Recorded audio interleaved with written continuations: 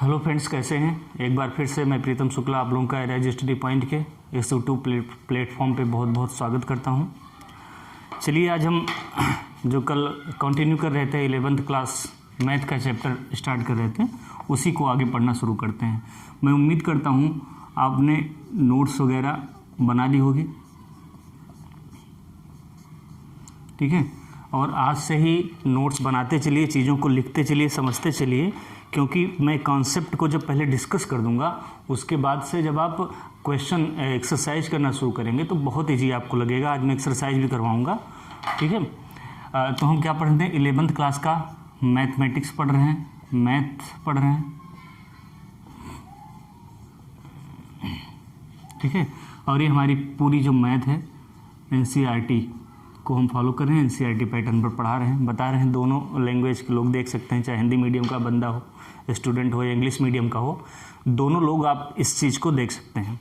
देखिए बच्चों, कल तक हमने जो चैप्टर पढ़ना स्टार्ट किया था, सेट्स या समुच्चय सेट थियरी, ठीक है। और समुच्चय में हमने ये देख लिया था कि समुच्चय होता क्या है, किसे कहते हैं, समुच्चय में हम किन चीज़ों को पढ़ते हैं। तो सबसे पहले हमने डेफिनेशन को समझा, परिभाषा को समझा कि सेट क्या होता है, well defined collection of objects होता है, यानी कि सुपरिभाषित अगर किसी वस्तुओं का संग्रह है या किसी वस्तुओं को हम सुपरिभाषित ढंग से संग्रह करते हैं तो उसे क्या बोलते हैं, समुच्चय बोलते हैं। देखिए, सुपरिभाषित ढंग से संग्रह करने का मतलब है जिसको हम एक परिभाषा के तहत बांध सकें, रख सकें। एक एग्जाम्पल ऐसा लेते हैं जो परिभाषा के तहत नहीं बैठता है, जैसे बोल दिया गया कि भारत के सभी टैलेंटेड लेखकों का, राइटर्स का समुच्चय बताइए। तो प्यारे बच्चों, ये बताइएगा कि टैलेंटेड जो राइटर्स हैं उनको मापने का कोई क्राइटेरिया है? नहीं है ना, क्योंकि कोई नॉवेल अच्छा लिखता है, फिक्शन अच्छा लिखता है, तो कोई पोएम अच्छा लिखता है, ठीक है। तो कहने का मतलब है हर लेखक की अपनी अलग स्पेशलिटी है। ऐसा नहीं है कि किसी लेखक को बताएं टैलेंटेड है या कोई लेखक टैलेंटेड नहीं है, कोई राइटर्स है टैलेंटेड, कोई नहीं है, ऐसा हम नहीं कह सकते। क्योंकि कोई फिक्शन अच्छा लिखता है, नॉवेल अच्छा लिखता है, कोई क्या करता है, पोएम अच्छी लिखता है, और पोएम में भी कोई एपिक टाइप की पोएम ज़्यादा लिखता है, महाकाव्य लिख डालता है, ठीक है। इससे रामायण हुआ या और सारे बहुत महाकाव्य हैं। और कोई क्या होता है, सोनेट लिखता है, 14 लाइन की पंक्तियाँ लिखता है, उसमें ऐसी खासियत है कि वो 14 लाइन के अंतर्गत, सोनेट बोलते हैं ना, जो 14 लाइन की पोएम होती है, वो 14 लाइन में अपनी चीज़ों को व्यक्त कर देता है। इतनी बड़ी क्वालिटी है, 14 लाइन में सारी बातों को बता देता है। कहने का मतलब है आप most talented writers in India, यानी कि भारत में सभी अगर लेखकों का आप समुच्चय लेने की कोशिश करेंगे तो इसकी कोई क्राइटेरिया नहीं है, कोई डेफिनेशन नहीं है, तो ये समुच्चय के अंतर्गत इसे हम काउंट नहीं कर पाएंगे, ठीक है। तो लेकिन अगर बोल दिया कि भारत के कोई 11 खिलाड़ियों का समुच्चय, तो भाई किसी 11 खिलाड़ी को आप काउंट कर सकते हैं, ठीक है। तो इस तरीके से जो समुच्चय हमारा होता है सुपरिभाषित संग्रह होता है। सुपरिभाषित का भी एग्जाम्पल से मतलब आप समझ गए होंगे। दूसरा आपने पढ़ा कि अगर कोई एलिमेंट है इसमें, ठीक है, सेट ए में कोई भी एलिमेंट है, ठीक है, एक्स है, वाई है, जेड है, ठीक है, तो क्या होता है, अगर एक्स और वाई का क्या संबंध है कि एक्स जो एलिमेंट है किसमें है, ए में बिलोंग करता है, यानी कि एक्स एप्सिलॉन ए, एप्सिलॉन ए और एप्सिलॉन नॉट, जैसे इसमें या बी है, इसमें नहीं है ना, तो क्या कहेंगे, जो बी है ये एप्सिलॉन नॉट ए, यानी कि बी ए का अवयव नहीं है। इन सारी चीज़ों को आपने बहुत अच्छे से समझ लिया था, ठीक है, कि एलिमेंट्स क्या होते हैं, या समुच्चय को इंग्लिश के बड़े अक्षर से हम बड़े अल्फ़ाबेट से हम डिनोट करते हैं, ठीक है।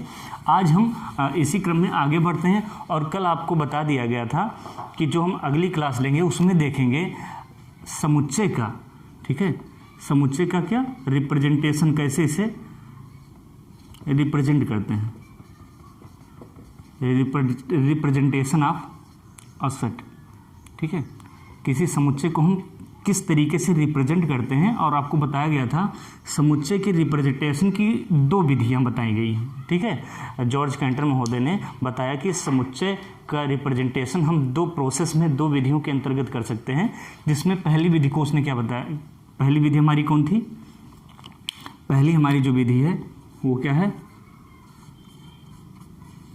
रोस्टर फॉर्म, ठीक है, या इसी को हम क्या बोलते हैं, इसी को हम बोलते हैं लिस्ट सिस्टम या लिस्ट फॉर्म। ठीक है, ये एक हमारी क्या है, समुच्चय को लिखने की, रिप्रेजेंट करने की। कहने का मतलब आपने ये बताया कि 11 खिलाड़ियों का समुच्चय या भारत के अंग्रेजी मतलब इंग्लिश मंथ का समुच्चय या जे अक्षर से स्टार्ट होने वाले मंथ का सेट समुच्चय। ठीक है, तो ये जो आप बोल रहे हैं, इस समुच्चय को आप कैसे रिप्रेजेंट करेंगे, कैसे लिखेंगे इस समुच्चय को, तो इसके लिए हमारे सेट थ्योरी में 2 विधियां बताई गई हैं। कि किसकी विधियां, समुच्चय को रिप्रेजेंट करने की, समुच्चय को लिखने की जो है 2 विधियां बताई गई हैं। एक विधि आपका क्या है, एक विधि आपका है रोस्टर फॉर्म।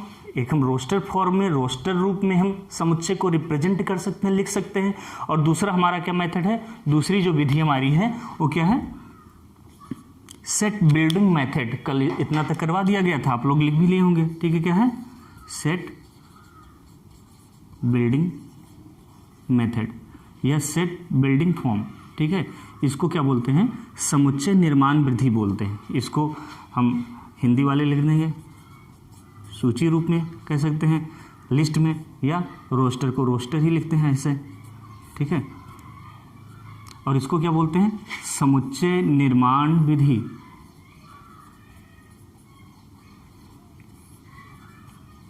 समुच्चय निर्माण विधि यानी कि इन 2 तरीकों से क्या करते हैं, हम समुच्चय को लिखते हैं। समुच्चय लिखने की पद्धति, एक हमारा रोस्टर फॉर्म, दूसरा क्या है, सेट बिल्डिंग फॉर्म।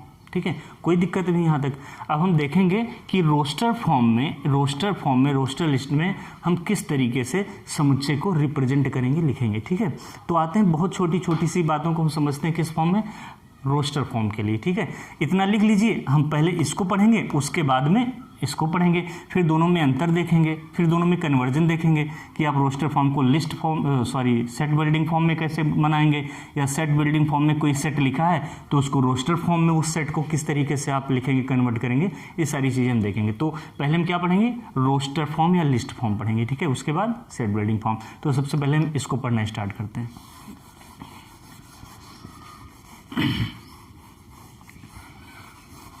ठीक है, क्या पढ़ेंगे सबसे पहले हम, समुच्चय लिखने की, रिप्रेजेंट करने की एक विधि है आपका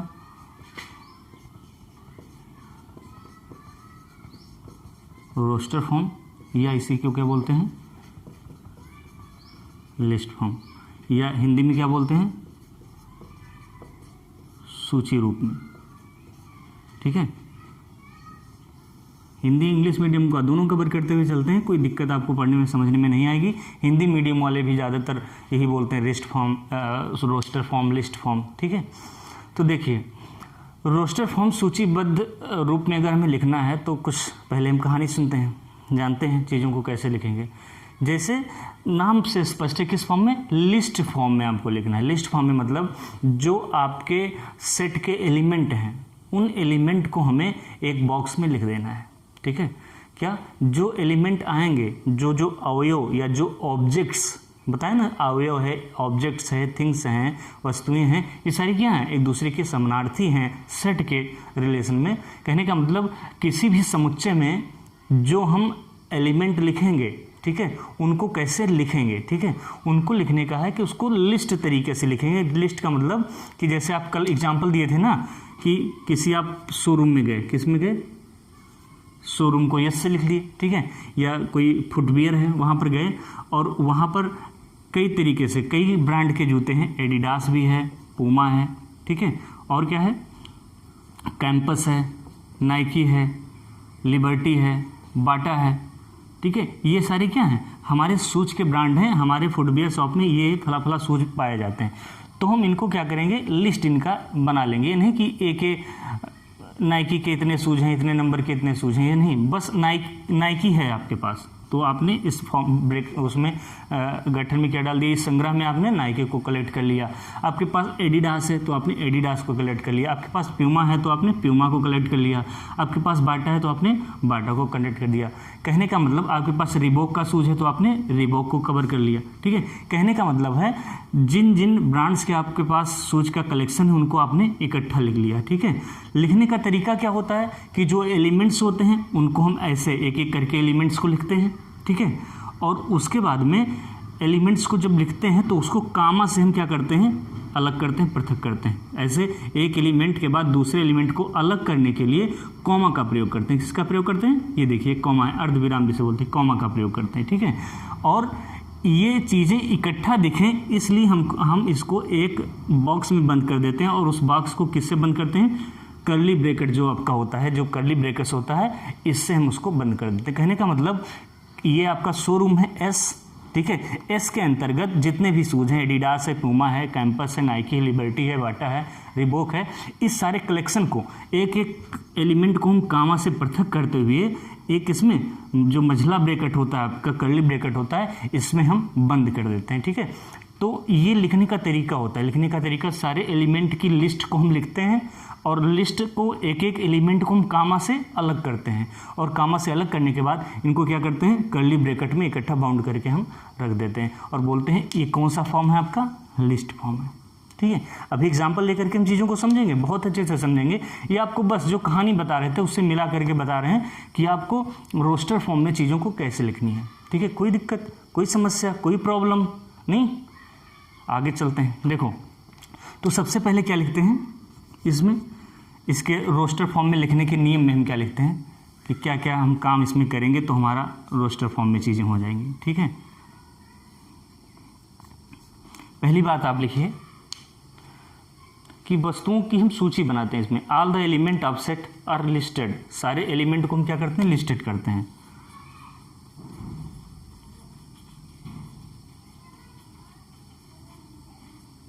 जो all the element of set मतलब समुच्चय के जितने एलिमेंट होते हैं, all the element of set, समुच्चय के जो एलिमेंट होते हैं, हिंदी वाले लिखते चलेंगे, ठीक है। सेट्स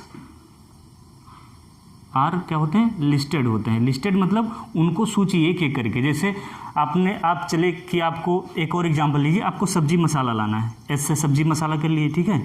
आपको क्या लाना है, सब्जी मसाला लेके आना है। सब्जी मसाला में आपको क्या क्या लाना है, धनिया, मिर्चा, जितना कुछ है, तो आप क्या लिखे, धनिया लिखे, और क्या लिखे, काली मिर्च लिखे, ठीक है। और क्या लिखे, जितना भी आता है, हमको याद नहीं आ रहा है, अजवाइन लिखे, मेथी लिखे, ये सारी चीज़ें आपको लेकर के आनी है, ठीक है। घर से आपको एक पर्ची मिली है तो आप क्या करते हैं, ऐसे लिस्ट बना लेते हैं, यानी कि ए एलिमेंट धनिया हो गया, फिर कॉमा लगा के दूसरा एलिमेंट लिखे काली मिर्च हो गया, फिर कॉमा लगा के अजवाइन लिखे, फिर कॉमा लगा के मेथी लिखे। ये सारे आपके एलिमेंट हैं। इसमें कितने हैं, ये किसका समुच्चय है, ये इसमें हम सारे मसाले को काउंट करते हैं। क्या है, हमारा मसाला है, ठीक है, सब्जी मसाला है, तो इसको काउंट करते हैं। अब कॉमा से इसको अलग किए, उसके बाद क्या किए, हम इसको ब्रैकेट में बंद कर दिए, तो ये हमारा क्या हो गया, लिस्ट फॉर्म या रोस्टर फॉर्म में हम ऐसे चीज़ों को लिखते हैं कि मसाले वाले जो सेट में क्या है, धनिया है, काली मिर्च है, अजवाइन है, मेथी, इन चीज़ों को आपको लेकर के आना है, ठीक है। तो आप एक एक एलिमेंट लिखते हैं, उसके बाद कॉमा से इनको हम अलग कर देते हैं, ठीक है। ये हमारे लिखने का तरीका है। ये क्या हुआ, हम इस चीज़ को क्या किए, लिस्टेड कर दिए, लिस्ट बना दी इसकी, इसीलिए लिखें all the elements of a set are listed. इन सब की क्या तैयार होगी, ये पूरी लिस्ट तैयार होगी। लिस्ट कैसे लिखना है, मझले ब्रैकेट्स में लिखना है आपको, उसके बाद में इसे क्या करना है, एक एक एलिमेंट को लिखना है और कॉमा लगा के एक एक एलिमेंट को हम अलग करते चलते हैं कि एक धनिया के बाद कॉमा लगा के काली मिर्च, या नहीं कि डायरेक्ट लिखते चले गए सारी चीज़ें, ठीक है। चलिए, समझ में आ गया ना, ये सारे एग्जाम्पल आप लिख लिया कीजिए जैसे मैं लिखा करूँ। देखिए, all the elements of set are क्या है, लिस्टेड होता है, उसके बाद द एलिमेंट आर, नेक्स्ट लिखते हैं, the element are being separated, separate करते हैं, अलग करते हैं, सेपरेट का मतलब जानते हैं, अलग करना। All the elements are being separated, ठीक है, बाई किससे, कॉमा के द्वारा, separated by commas, commas, comma का ये देखो चिन्ह होता है, ऐसे ऐसे करके होता है ना, दो एलिमेंट के बीच में लगता है, ये कामा का हम साइन वहाँ पर ब्रैकेट में लिख दिए हैं। कामा के द्वारा क्या करते हैं, चीज़ों को क्या करते हैं, सेपरेट कर देते हैं। आप लिखेंगे समुच्चय के पहले सभी अवयव को हम लिस्ट के रूप में लिखते हैं, हिंदी में लिखेंगे। दूसरा पॉइंट लिखेंगे कि इन सारे अवयव को हम एक कामा के माध्यम से क्या करते हैं, अलग करते हैं, सेपरेट करते हैं। All the elements are being separated by using क्या, बाय यूजिंग कॉमा। कॉमा का यूज़ करके हम क्या करते हैं, सारे एलिमेंट को सेपरेट कर देते हैं, अलग कर देते हैं। ठीक है, ये पॉइंट लिखवा रहे हैं, इसको आप लिखते चलिएगा।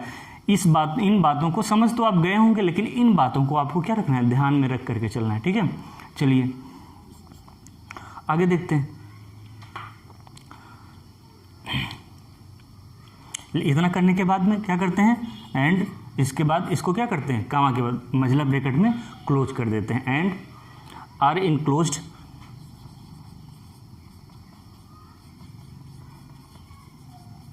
एंड और enclosed with in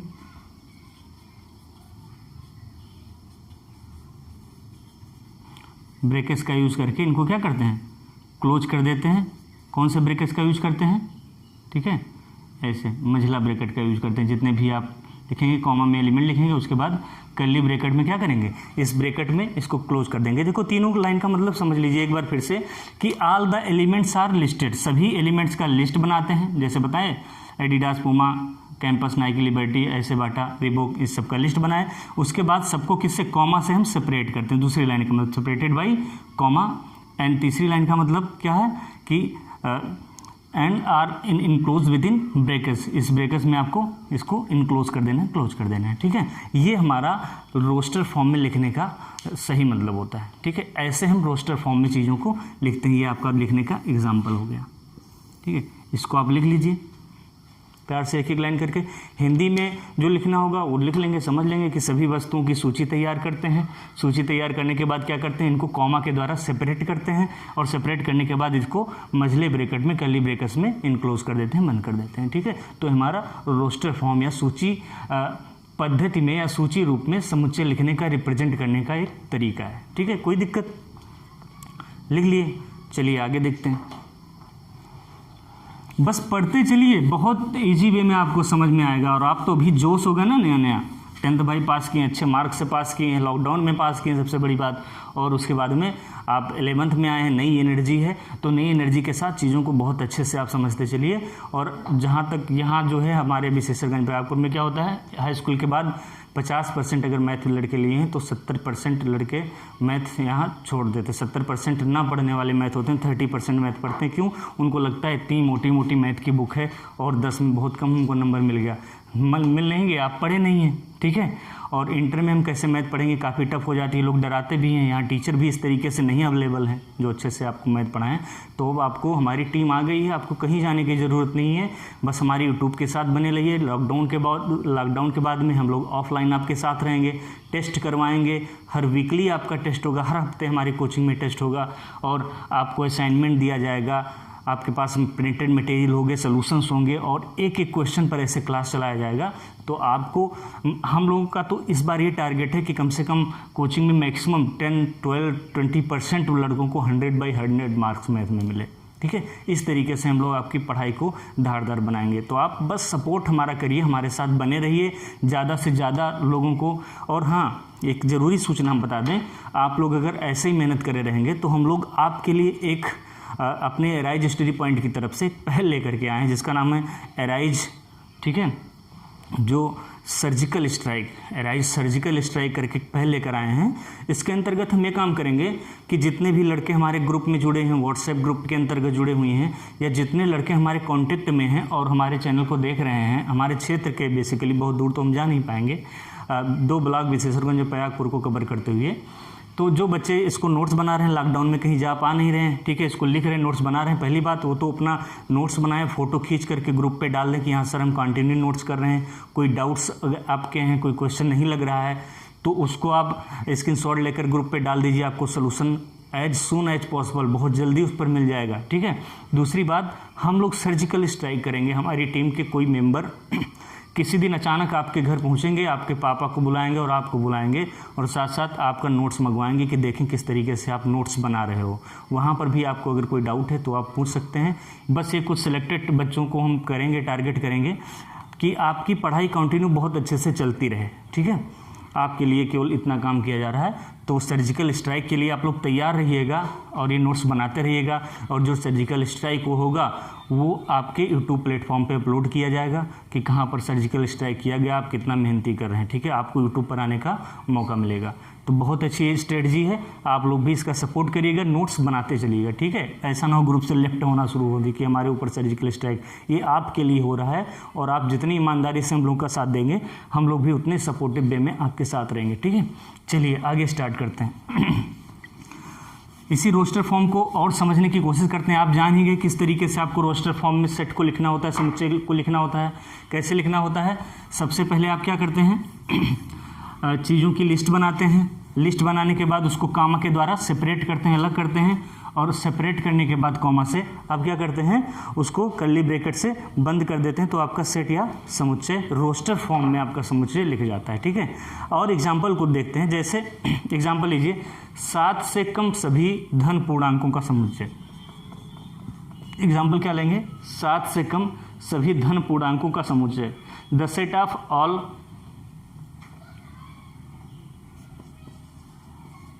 the set of all even positive integer, ये प्लस पॉजिटिव का चिन्ह है, positive integer. The set of all positive integers less than 7,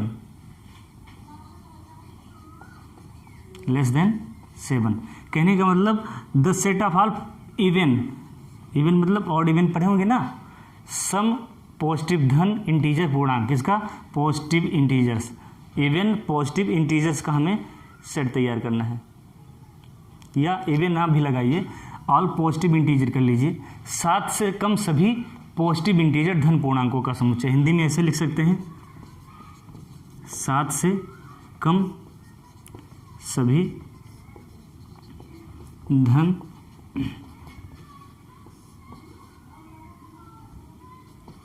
पूर्णांकों का समुच्चय। ये एग्जाम्पल में हम देख रहे हैं, तो एग्जाम्पल समुच्चय, ठीक है, ये आपका क्वेश्चन है। कहने का मतलब इस चीज़ को आपको किस फॉर्म में लिखना है, रोस्टर या लिस्ट फॉर्म में लिखना है, ठीक है। तो आप क्या करते हैं, सबसे पहले एक अंग्रेजी का बड़ा अल्फ़ाबेट लेते हैं। तो बड़ा अल्फ़ाबेट क्या लेंगे, आई से इंटीजर, तो आई लिख लिए, जेड लिख लिए, ठीक है। इस इंटीजर में क्या शामिल है, 7 से कम सभी धन पूर्णांक। आप जानते हैं कि इंटीजर क्या होता है, ठीक है, इंटीजर या पूर्णांक यहां समझ लेते हैं। इंटीजर आप पढ़े होंगे, 9th वाला वीडियो देख लीजिए, ना पढ़े हो। इंटीजर ऐसे आपकी नंबर लाइन होती है, नंबर लाइन पे यहाँ 0 होता है, और 0 को राइट में +1 +2 +3 फिर +4 +5, ये सब क्या होते हैं, ये सारे धन पूर्णांक होते हैं, जिसको क्या बोलते हैं, पॉजिटिव इंटीजर बोलते हैं।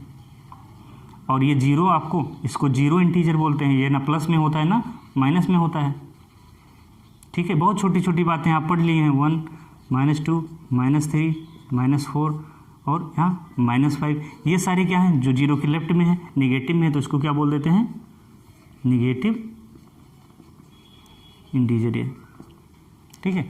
ये पॉजिटिव इंटीजर, निगेटिव इंटीजर। तो सवाल में क्या कह रहा है, ठीक है, ये आप अलग से इसको लिख लीजिएगा, सवाल का पार्ट नहीं, बस आपको पूर्णांक समझा दिए। इसको 9th वाली जो हमारी वीडियो है उसको देख लीजिए, तो वहाँ पर natural number, whole number, integer, rational, irrational, real, सारी नंबर्स को वहाँ डिस्कस कर दिया गया है, ऐसे पढ़ा करके, ठीक है।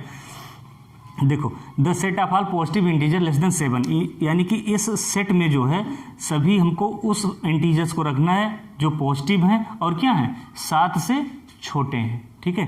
पॉजिटिव इंटीजर्स हैं और क्या है, 7 से छोटे हैं। यानी कि एक पॉजिटिव इंटीजर है ना, 0 तो लेंगे नहीं, क्योंकि 0 क्या है, 0 इंटीजर है, ये पॉजिटिव नेगेटिव किसी में नहीं आता है। तो 1 हो गया हमारा, फिर 2 हो गया, 3 हो गया, 4 हो गया, 5 हो गया, 6 हो गया। 7 लेंगे, 7 नहीं लेंगे, क्योंकि क्या कहा है, लेस देन 7, यानी 7 से छोटा चाहिए, तो हम 6 तक ही रहेंगे। यानी कि 1 2 3 4 5 6 ये जितने इंटीजर हैं, ये पॉजिटिव इंटीजर हैं, किससे, 7 से छोटे हैं। तो पहले इंटीजर्स को हम क्या करेंगे, लिखेंगे क्या, 1 2 3 4 5 6 ये क्या है, पॉजिटिव इंटीजर है। फिर इनको क्या कामा से हम पृथक करते हैं, अलग करते हैं रोस्टर फॉर्म में। उसके बाद इनको कर्ली ब्रेकर्स में हम क्या करते हैं, बंद कर देते हैं। तो आई मतलब इंटीजर यहाँ लिख दिए हैं, अंग्रेजी के बड़े अक्षर से ना सेट को रिप्रेजेंट करते हैं।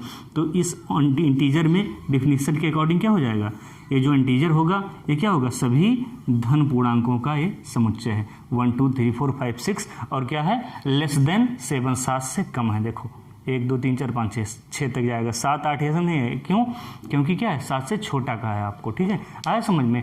अब ये चीज़ लिखा है तो रोस्टर फॉर्म में आपको ऐसे लिख देना है। तो इसका मतलब यही हो गया कि ये क्या है 1 2 3 4 5 6 यानी कि ये क्या है, सभी 7 से छोटे क्या हैं, धन पूर्णांक, ठीक है।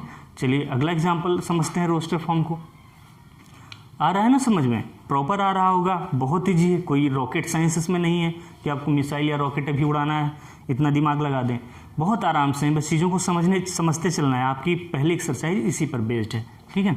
चलिए आगे लिखते हैं।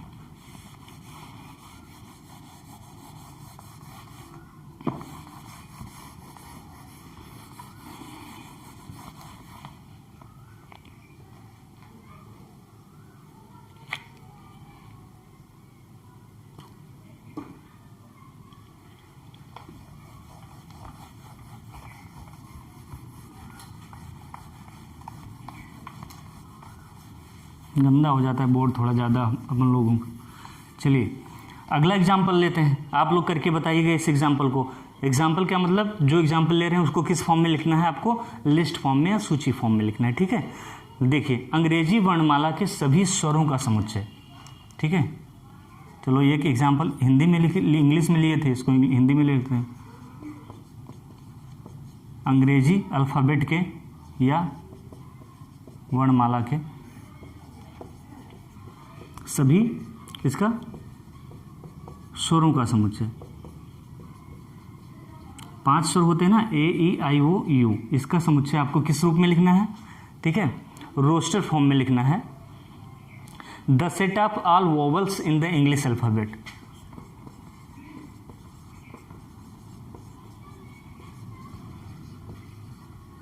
वोवल्स इन इंग्लिश अल्फ़ाबेट, यानी कि अंग्रेजी वर्णमाला के, अंग्रेजी अल्फ़ाबेट के, इंग्लिश अल्फ़ाबेट के सभी किसके स्वरों के समुच्चय को आपको लिखना है। तो वोवेल्स को वी से हम डिनोट करते हैं, तो बड़े अक्षर को समुच्चय को डिनोट कर दिए किससे, वी से। इसमें के अंतर्गत क्या आएगा, ए आएगा, ई आई ओ यू, यही आएगा ना, कॉमा लगा देते हैं। ए ई आई ओ यू ये सभी क्या हैं, इंग्लिश के क्या हैं, वोवेल्स हैं, ठीक है, इसको लिख लिए। अब रोस्टर फॉर्म में क्या करते हैं, ऑल एलिमेंट्स को कॉमा के द्वारा हम सेपरेट करते हैं, सेपरेट कर दिए, उसके बाद इसको क्या करते हैं, एक कर्ली ब्रैकेट में हम इनक्लोज कर देते हैं। तो ये जो हमारा समुच्चय तैयार हुआ बन करके क्या है, चाहे आप पूरा सेंटेंस ऐसे बोलें कि अंग्रेजी वर्णमाला के सभी स्वरों का समुच्चय, the set of all vowels in English alphabet, या कहें V equal to A E I O U bracket में बंद कर दिए। इसका मतलब क्या है, यही है, यानी कि आपने इसको फॉर्म में लिख दिया, इस लैंग्वेज को आपने रोस्टर फॉर्म में यहाँ पर लिख दिया, सेट को ऐसे रिप्रेजेंट कर दिया। इसकी किस फॉर्म का रिप्रेजेंटेशन है, एक ऐसा फॉर्म है, रोस्टर फॉर्म है। जो भी हम पढ़ें उसका हम एग्जाम्पल देख रहे हैं, ठीक है। एक्सरसाइज पे भी बाद में आएंगे तो इन सारी चीज़ों को करेंगे।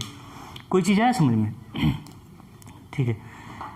एक बात और देखते हैं, इसमें नोट करके आप लोग लिखेंगे एग्जाम्पल, इसको नोट कर लीजिए। फिर एक रोस्टर फॉर्म में बहुत अच्छी बात को हम जानते हैं, देखो ये है अच्छी बात ये है इसमें कि इसका जो क्रम है, पहले ए लिखे, पहले ई लिखे, उसके बाद फिर आई लिखे, वो यू लिखे, इस क्रम का कोई महत्व इसमें नहीं होता है। नोट में क्या लिखेंगे, जो एलिमेंट होते हैं,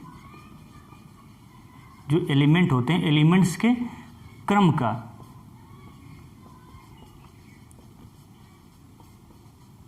कोई महत्व नहीं होता। देखो कहने का मतलब है क्रम का कोई महत्व नहीं होता है, इसका मतलब ये है कि चाहे हम ए ई आई ओ यू लिखें, ठीक है, चाहे हम वी के अंतर्गत क्या लिखें, ई आई यू वो, ठीक है, ए इस तरीके से लिख दें। कुल मिलाकर के हमारी लिस्ट में जो है क्या होनी चाहिए, वोवेल्स होनी चाहिए। वो क्या है, वोवेल्स है, यू क्या है, वोवेल्स है।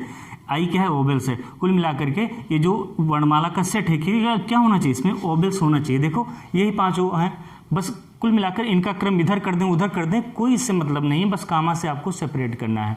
तो जब हम रोस्टर फॉर्म में लिखने हैं तो क्या होता है, इस क्रम की ये नहीं कि ए के बाद ई लिखें, ए के बाद आई भी लिख सकते हैं। कुल मिलाकर इस बॉक्स में, इस कर्ली ब्रैकेट के अंदर आपके क्या होने चाहिए, सभी ओवेल्स होने चाहिए। आया समझ में, इसमें क्रम का कोई मतलब नहीं होता है। ये ध्यान देने वाली बात है कि कोई कभी इस तरीके से लिख दिया तो आप बताएं कि ये गलत आप लिखे, हम सही लिखें, ये भी सही है, ठीक है। बी बराबर जो ये दिया है ये भी सही है और ये भी सही है। क्यों? क्योंकि क्रम का इसमें कोई महत्व नहीं होता है, बस क्रम से हम इसलिए लिखते हैं कि देखने में, हमारे नज़र में देखने में अच्छा लगे, ठीक है, इसलिए लिखते हैं। बस इसमें इस लिस्ट में क्रम का कोई महत्व नहीं है। 1 2 3 4 लिखें, 3 4 3 2 5 1 लिखें, किसी तरीके से लिखें, कोई इसमें क्रम का महत्व नहीं है, ठीक है। दूसरी अच्छी बात जानते हैं रोस्टर फॉर्म में लिखने के लिए, ठीक है, एक एग्जाम्पल के थ्रू समझते हैं। देखिए आपको पहले बताया गया था ना, वेल डिफाइंड कलेक्शन है, सुव्यवस्थित तरीके से लिखने का एक तरीका है जो हमारा सेट है। तो कहने का मतलब आपसे बताया था कि आप दुकान पे जाते हैं तो नहीं बता दिया कि हमारे पास 51 शूज़ नाइकी के हैं, 8 सूट बाटा के हैं, ये बताने का कोई मतलब नहीं। सीधे आप उससे पूछते भाई आप कौन कौन से ब्रांड के शूज़ रखते हो, तो आपको ब्रांड का नाम बताएगा, ठीक है, कि फला ये नहीं बताएगा एक किसी कैंपस के हमारे पास 1000 शूज़ हैं, इसका कोई मतलब नहीं है।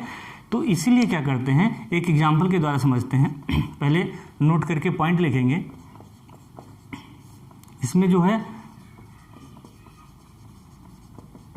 रिपीटिशन नॉट अलाउड होता है। कहने का मतलब जो एलिमेंट होते हैं, किसका रिपीटिशन, एलिमेंट्स का, यानी कि कहेंगे कि अवयवों के, हिंदी में रिपीट को क्या बोल देंगे, पुनरावृत्ति का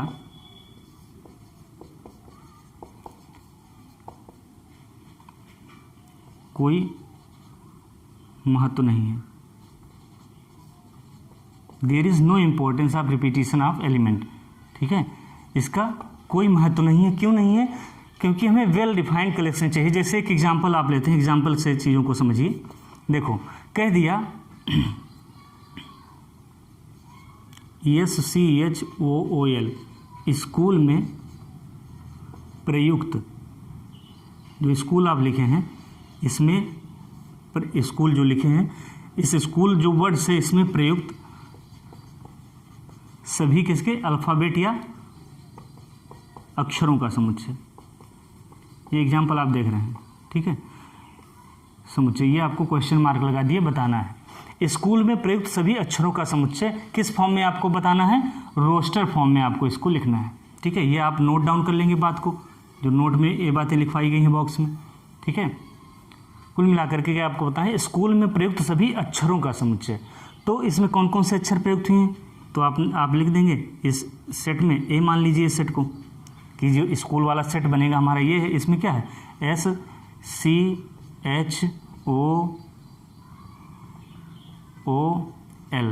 ठीक है। अब इसमें ध्यान ये देना है, ठीक है, कि रिपीटिशन का कोई महत्व नहीं है, जो शब्द 2 बार प्रयोग हुए हैं। कुल मिलाकर हमको बताना कि इस लिस्ट में ओ भी शामिल है, तो ओ चाहे जितना शामिल हो, एक वो बता दिए तभी उसको पता चल गया कि ये जो लिस्ट हमारी है इसमें ओ भी शामिल है। एक वो हम लिख देंगे तभी पता चल जाएगा। तो 50 ओ लिखने का क्या मतलब है, कुछ नहीं, हमें केवल बताना है कि इस लिस्ट में कौन कौन सी चीज़ शामिल है। तो यस शामिल है, सी शामिल है, एच अल्फ़ाबेट है, वो है, ओ है, एल है। तो एक वो को हम क्या नहीं लिखेंगे। कहने का मतलब एक या कितने भी वो हो जाएं, यानी कि जो शब्द कई एक से अधिक बार लिखे होंगे उनको जब हम रोस्टर फॉर्म में लिखेंगे या सेट में लिखेंगे तो केवल कितनी बार लिखेंगे, एक बार ही लिखेंगे, यानी कि 2 वो को यहाँ पर नहीं लिखेंगे। SCHOOL बताएंगे कि इस जो सेट में है ब्रैकेट में बंद कर देंगे और सभी एलिमेंट को, अल्फ़ाबेट को क्या करेंगे, हम इसको एलिमेंट ही बोलते हैं, कॉमा से अलग कर देंगे। कहने का मतलब इसमें जो शब्द रिपीट होंगे, जो वर्ड्स है, जो शब्द, जो ऑब्जेक्ट्स हैं, कह सकते हैं, रिपीट होते हैं, उनको हम क्या लिखते हैं, केवल एक बार ही लिखते हैं, बार बार नहीं लिखते हैं, ठीक है। और इसको बंद कर देंगे तो आपके ये स्कूल वाले सभी अल्फ़ाबेट का समुच्चय होगा। सभी अल्फ़ाबेट आ गए ना, ओ भी आ गया, एच भी आ गया, वो 2 बार है, ठीक है, तो उसको एक बार ही लिखेंगे, ओ आया कुल मिला करके, ठीक है। बस ये आपको एक नोट में बतानी। दूसरा 1-2 बातें बताएं, क्रम का कोई महत्व नहीं है, चाहे इसी को हम ऐसे लिख दें, ठीक है, ए बराबर क्या लिख दें, चाहे ये बराबर क्या लिख दें, LOHCS ऐसे लिख दें, ठीक है। कुल मिलाकर के स्कूल के सभी है ना, यल है, वो है, एच है, सी है, यस है, वो है, एक ही बार लिखेंगे, चाहे क्रम कोई भी क्रम रहे, बस ऐसे लिखते हैं तो हमें थोड़ा अच्छा लगता है, लिखने में आसानी होती है और अच्छा लगता है, ठीक है। तो इसमें ना क्रम का कोई महत्व है और ना अक्षर रिपीट जो होंगे उनको हम एक बार केवल लिखेंगे, कोई दिक्कत अभी तक। ये आपका रोस्टर फॉर्म लिखने का तरीका हुआ, ठीक है। लिख लीजिए इन सारी बातों को, स्क्रीनशॉट ले लीजिए, फिर आगे हम देखते हैं सेट बिल्डिंग फॉर्म क्या होता है। स्क्रीनशॉट ले लीजिए, मैं हट जा रहा हूं, ठीक है। लिख लीजिए, इसको अच्छे से लिख लीजिएगा। कुछ क्वेश्चन इस पर देते हैं, आप करके लाइएगा, जिसको रोस्टर फॉर्म में आपको लिखना है, ठीक है।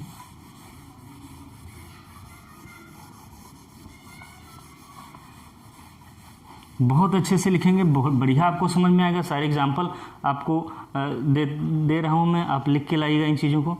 लिखेंगे विषम प्राकृतिक संख्याओं का समुच्चय, क्या लिखेंगे, एक क्वेश्चन अपने लिए लिख लीजिए, कल मैं इसको करवा दूंगा अगर नहीं करवा पाएंगे तो। विषम प्राकृतिक संख्याओं का, विषम प्राकृतिक संख्याओं के समुच्चय को आपको किस फॉर्म में लिखना है, इन सारी चीज़ों को आपको रोस्टर फॉर्म में लिखना है। दूसरी चीज़ आप लिख लीजिए, दूसरा एग्जाम्पल लिखिए, जल्दी से लिखिए, टाइम नहीं है इतना, फिर हम और चीज़ों को पढ़ते हैं। और एग्जाम्पल लिख लीजिए, ठीक है। लिखेंगे 11 से छोटी, 11 से छोटी सम संख्याओं का समुच्चय। इसको आप करके लाइएगा, सर्जिकल स्ट्राइक में इनको हम चेक करेंगे आप में, या स्क्रीनशॉट इसका भेज दीजिएगा करने के बाद में। दूसरा लिखेंगे, ठीक है, दूसरा लिखेंगे 15 से छोटी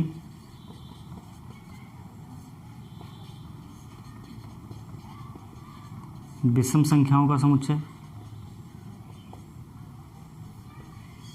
या सम संख्याओं में नेचुरल नंबर काउंट कर लीजिएगा, प्राकृतिक संख्याएं कह रहे हैं,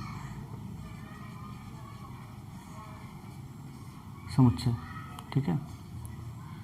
एन इसको आप घर से करके लाइएगा, इस सबको रोस्टर फॉर्म में हमको लिखना है। जैसे हम लिखते थे, किसी समुच्चय को अंग्रेजी अल्फ़ाबेट से मान लेंगे, उसके बाद ब्रैकेट में एक एक एलिमेंट को अलग करके हम लिख लेंगे। और नेक्स्ट जो हम पढ़ने जा रहे हैं, नेक्स्ट हम पढ़ेंगे क्या, आपका सूची पद्धति, सूची प्रणाली या लिस्ट सिस्टम। दूसरा क्या पढ़ेंगे हम, सूची पद्धति या लिस्ट सिस्टम, ठीक है।